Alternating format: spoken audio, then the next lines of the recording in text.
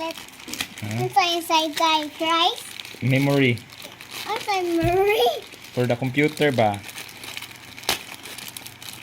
Yes, Jesus shining.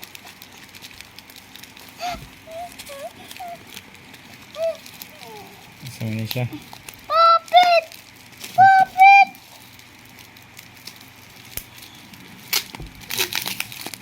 Luka, stop it, Luka. Tatay only. What puppet?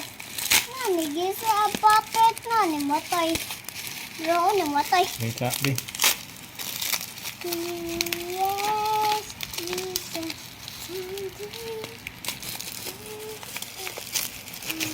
Yeah. No, okay, I'll put a vlog. I will have a vlog about this. Hooray, It's tatay. from Tatay! Lazada here. It's a memory. What's that memory? This one is a memory, computer memory. And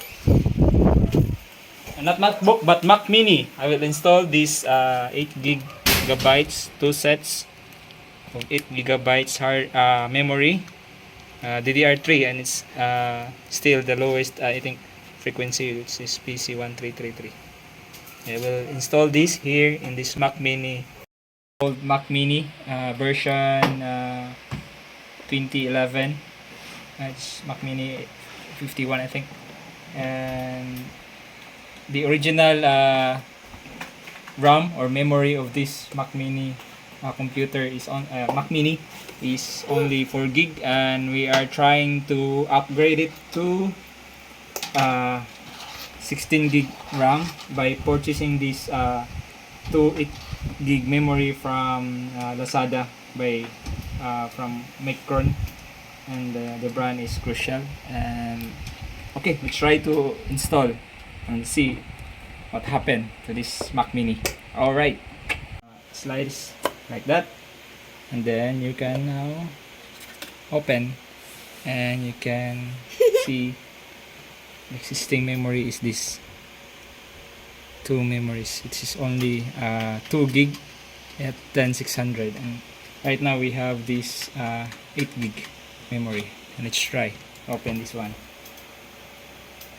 Alright, pops, and let's pull, and let's pop again, and let's pull.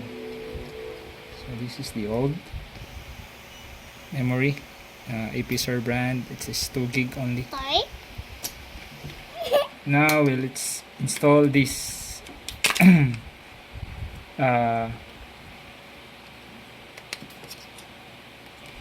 memory 8 gig from Crucial. First one. Alright, and then we have the second one.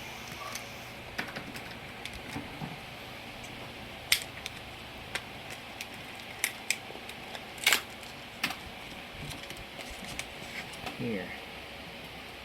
Let's do this again. Just push it. There we go. Okay, it's properly installed now. Tatay had no more computer. And then we'll try to put this back again. Alright, and hope it will work. And slides. Voila, we're done. Alright, let's install and try. Let's see how it will work. I think I'll open the Windows mode, because this Mac Mini has 2